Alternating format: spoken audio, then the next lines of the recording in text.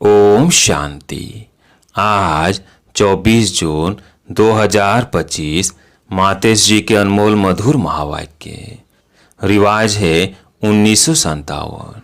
Headline है मातेश जी के पुण्य स्मृति दिवस पर प्रातः क्लास में सुनाने के लिए मधुर महावाक्य। गीत है मेरा छोटा सा देखो ये संसार है। अब सुनते हैं मातेश जी के अनमोल महावाक्य।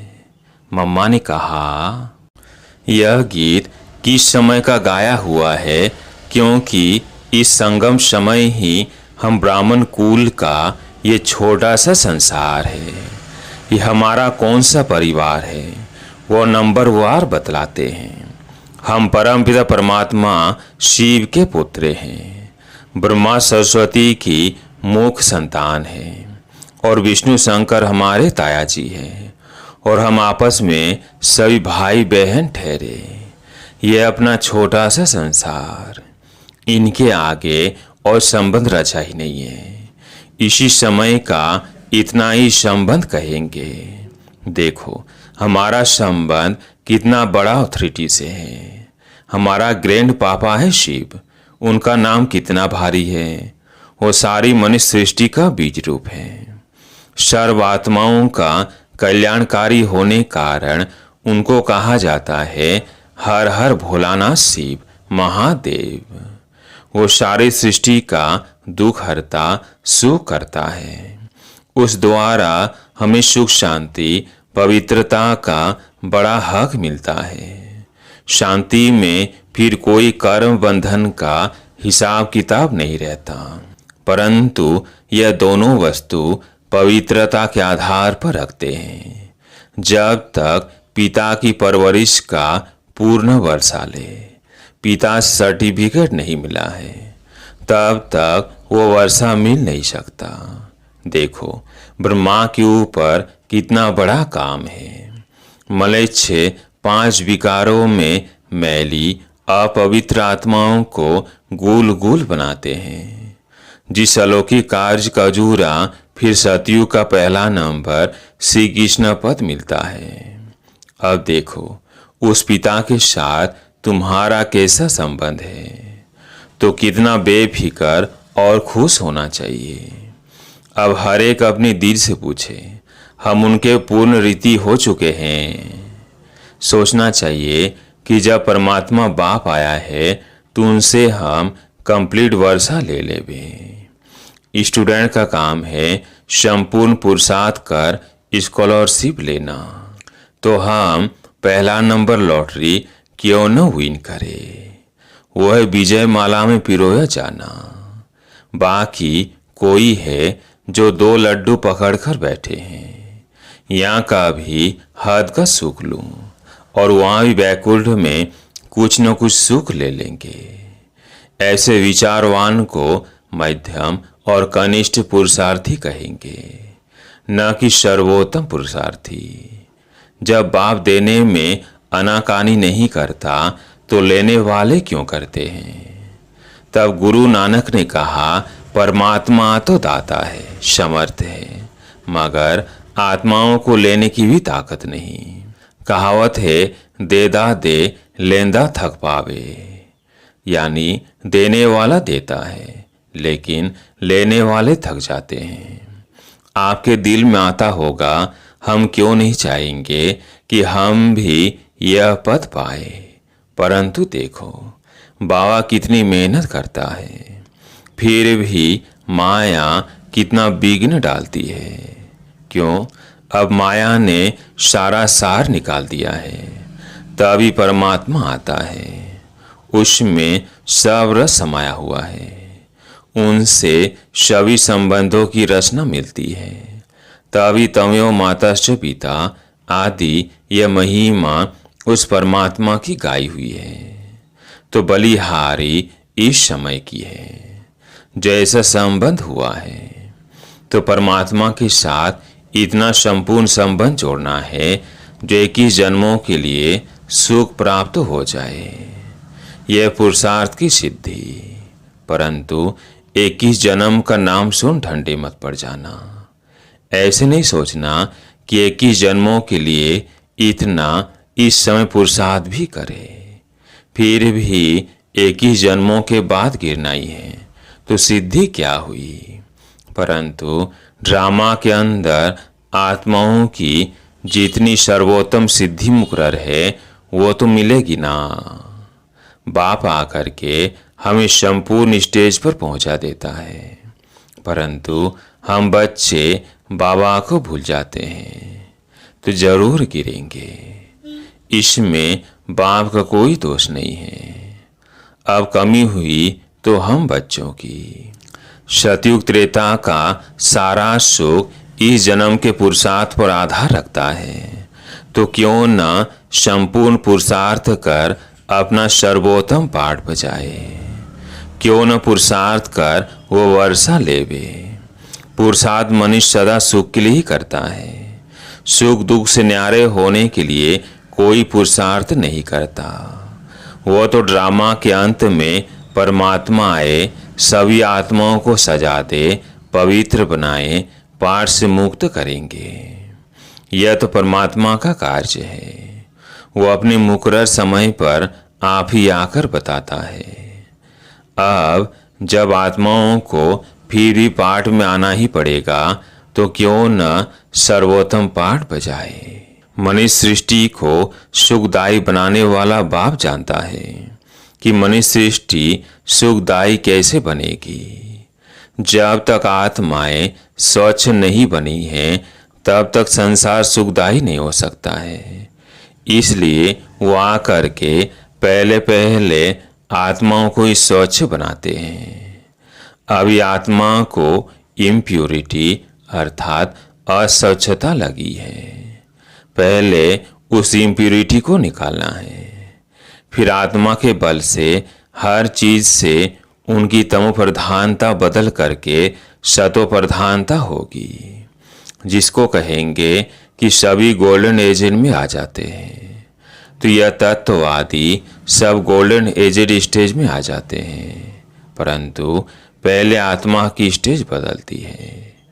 जो आत्माओं का बदलाने वाला अर्थात आत्माओं को प्यूरिफाइड बनाने वाला फिर ऑथोरिटी वो हो गया।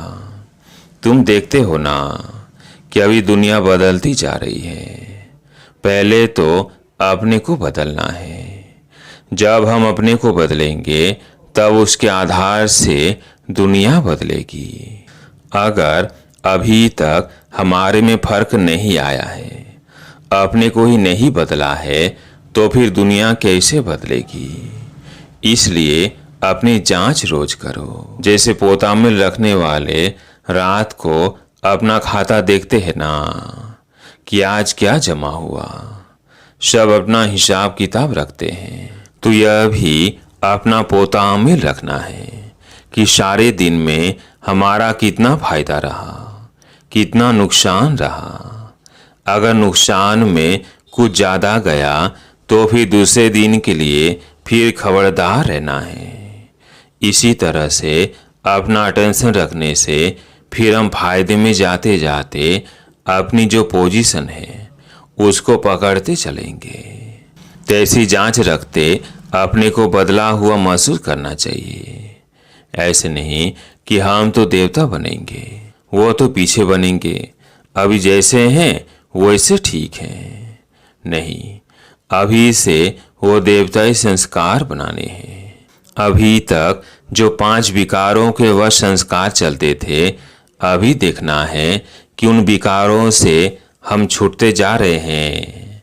हमारे में जो क्रोध आदि था वो निकलता जा रहा है। लोभ या मोह आदि जो था वह सब विकारी संस्कार बदलते जा रहे हैं। अगर बदलते जा रहे हैं, छूटते जा रहे हैं, तो मानो हम बदलते जा रहे हैं। अगर नहीं छूटते हैं तो समझो कि अभी हम बदले नहीं हैं। तो बदलने का फर्क महसूस होना चाहिए, अपने में चेंज आनी चाहिए। ऐसे नहीं कि सारा दिन विकारी खाते में ही चलते रहे, बाकी समझे कि हमने अच्छा कोई दान पुण्य किया, बस नहीं। हमारा जो कर्म का खाता चलता है, हम जो कुछ करते हैं उसमें किसी विकार के बस हो अपना विकर्मी खाता तो नहीं बनाते हैं।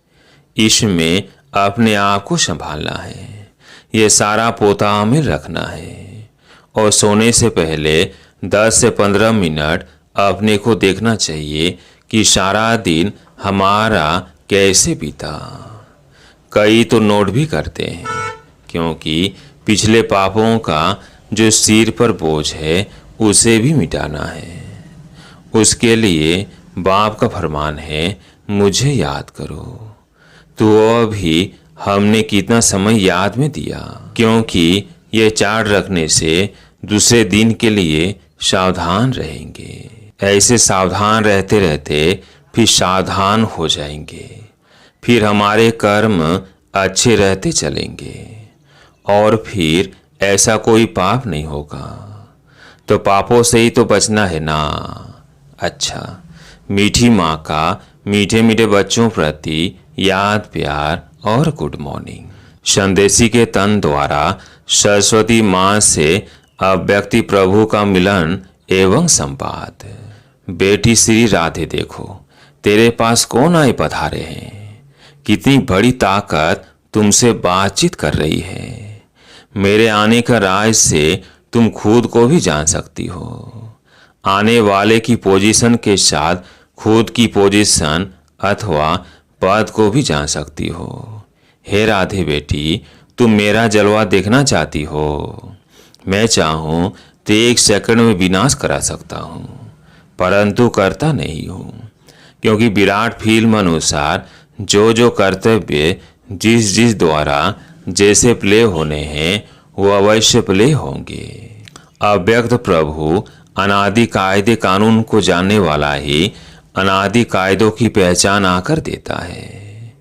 ये सारी सृष्टि का अनादि खेल स्टेज पर प्ले होता है, तो प्रैक्टिकल प्ले होने में समय लेता है। अगर इतने वर्षों का खेल 1 सेकंड में पूरा कर दूं तो बाकी खेल क्या चले। तो जो जो तकलीफ जैसे जैसे देखनी अथवा सहन करनी है वो वैसे ही उसी अटपटे राज से रिपीट होती है। यह अटपटी रिपीटेशन है, जिसको है प्यारी मम राधे तुम और मैं देख कितना हर्षित होता हूँ। इस विराट ड्रामा के सभी पार्ट टेस्ट लेने वाले बने हुए हैं। इस खेल को चलाने वाला अगर चाहे तो 1 सेकंड में इस ड्रामे को ड्रॉप कर फिर नए सिरे से शुरू कर देवे, परंतु करता नहीं है, क्योंकि ईश्वर को भी इस साधारण रीति से कर्तव्य चलाना पड़ता है। स्वयं सर्वशक्तिवान निराकार ईश्वर साकार में है, परंतु साधारण वेश में है। यही तो भूल भुलैया का खेल है, जिसको जो जाने वो ही जानी जाननहार। बेटी श्री राधे, प्रिय बत्सों को यह सहन करने का मार्ग भी अवश्य तय करना है। यद्यपि मैं चाहूँ तो अपने बत्सों प्रति इसे सहज मार्ग भी बना सकता हूँ, क्योंकि साक्षात्कार कराने की चाबी मेरे हाथ में है। अगर किसी भी धनवान भक्त को किसी देवता का साक्षात्कार करा दूं तो अपना सारा धन ले यज्ञ में आए स्वाहा कर देवे, क्योंकि ईश्वर तो सभी धनवानों का धनवान है। लेकिन तेरा पिता चाहता है कि मैं अपने वेगर्स प्रिय बच्चों को प्रिंस और प्रिंसेस बनाऊं, इसलिए तुम ये सब सहन करने के बाद ही प्रिंस और प्रिंसेस जाए बनेंगे। पिता जानता है कि बच्चों को ये सहन करने के मार्ग अवश्य तय करना है, क्योंकि सहन करना ये ईश्वरीय व दैवी गुण है, जिसमें ही खुशी समाई हुई है। इस गुण से ईश्वरीय सुख महसूस होता है। सहन करते भी तुम कितनी मौज मनाते हो, यही गोपनीय ज्ञान है। ऐसा अनासक्त योगी ही अस्थायी सुख को प्राप्त करता है। अभी तो परीक्षाओं का समय नजदीक आ पहुंचा है। हर एक वर्ष आने वाली परीक्षाओं को इन एडवांस सामने रख उस अभ्यास में चलता चले। भल कोई वर्ष को खान पान इत्यादि न मिले, परंतु खुद बेपरवाह बादशाह हो उपस्थित हो। ऐसी अपनी सुंदर अवस्था वो समय से लेकर धारणा करनी है। अगर कोई समझता है कि उस समय आ भी चल जाऊंगा, यह समझ बैठना अपने को धोखा देना है। इसलिए पहले से सावधान हो रहना है। मेरे अति प्रिय वत्स याद में तो बैठते हैं, परंतु अभी तक उस लाइट का ताज मेरे वतन तक नहीं पहुंचता है। हर एक जब लाइट स्वरूप हो उपस्थित होंगे तो उनके योग का तेज मेरे वतन में आएगा। तब ही उन हर एक की संपूर्ण लाइट उनमें प्रवेश होगी। उस समय ही फिर शक्तियों की महिमा निकलेगी।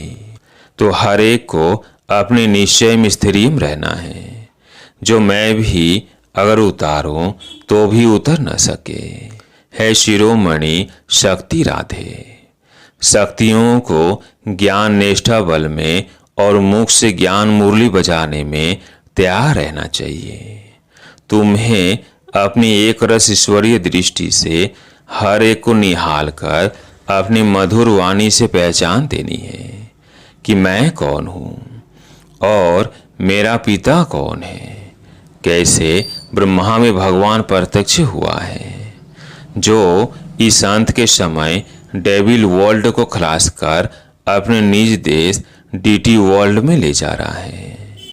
हे राधे बेटी, जब हर एक की अवस्था दीपक की ललाट सदृश स्थिरियम रहेगी, तब सूक्ष्म अंत प्रेरणाओं को पकड़कर अपना कार्य संपूर्ण रीति से सीधे कर सकेंगे।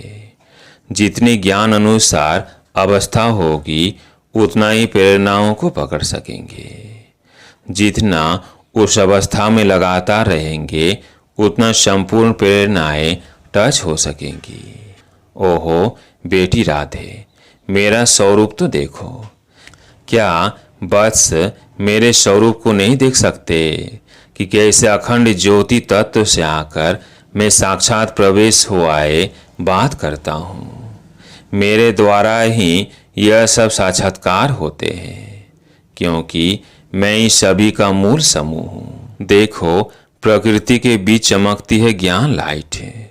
बस सिर्फ यह विचार करे कि यहाँ जिसको सारी सृष्टि पुकार रही है, वो स्वयं सर्वशक्तिवान ईश्वर यज्ञ में हम वत्सों के सम्मुख आए पधारा है। उसकी शीतल गोद में बैठने से हृदय शांत हो जाता है। अगर रचना को रचने वाला मिल गया तो फिर उसको छोड़ उसकी रचना में क्यों जाओ। हाइस्ट में हाइस्ट ऑथोरिटी सर्व ताकत का खुद मालिक, जिससे सर्व ताकतें प्रकट हुई है, उस पहचान में आ गए तो फिर यह गोद छोड़ना असंभव हो जाएगा। जब दी क्रिएटर की पहचान आ जावे, तब तो समझे कि यह कौन है। समझा शिरोमणि राधे। अच्छा, आज का वरदान।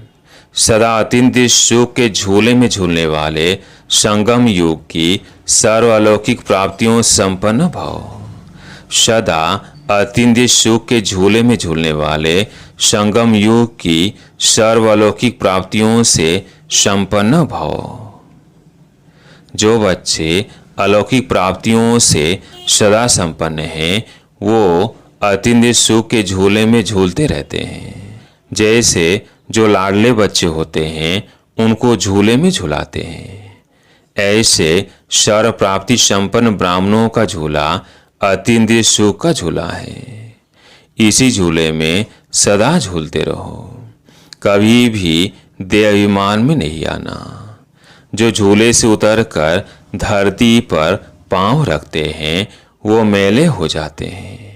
ऊंचे ऊंचे बाप के स्वच्छ बच्चे सदा अत्यंत सुख के झूले में झूलते, मिट्टी में पांव नहीं रख सकते। आज का स्लोगन, मैं त्यागी हूँ। इस अभिमान का त्याग ही सच्चा त्याग है। मैं त्यागी हूँ। इस अभिमान का त्याग ही सच्चा त्याग है। आज का व्यक्ति सारा इशारे आत्मिक, आज का व्यक्ति सारा आत्मिक स्थिति में रहने का अभ्यास करो, अंतर्मुखी बनो। जब स्वयं को अकाल मूर्त आत्मा समझेंगे तब अकाले मृत्यु से, अकाल से, सर्व समस्याओं से बच सकेंगे। मानसिक चिंताएं, मानसिक परिस्थितियों को हटाने का एक ही साधन है, अपने इस पुराने शरीर के भान को मिटाना। देहाभिमान को मिटाने से सर्व परिस्थितियां मिट जाएंगी। अच्छा, ओम शांति।